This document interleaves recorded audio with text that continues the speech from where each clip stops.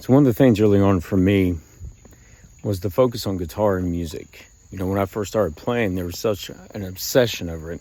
That's why I think I was able to get to a certain level, just because the sheer obsession about it.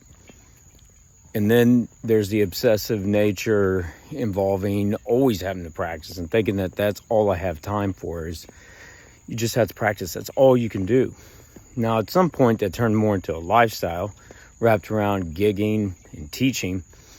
But I would say now, at 40, the thing is that you can do a lot with less time.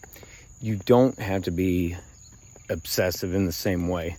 I think early on is good, but as you go throughout and things are changing, you have to be able to make the most out of smaller fragments of time.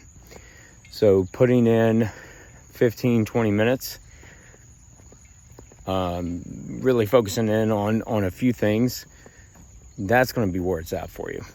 So just because you can't put in the hours doesn't mean that you can't benefit, because at this stage of life now, that's almost impossible for me. So if you're someone that's older, that's starting to get into guitar, older as far as midlife, you know, heading around there, or even if you're younger, just keep those things in mind that, hey, you work with what you got, you know, and a lot of you may not even be pursuing it for a living.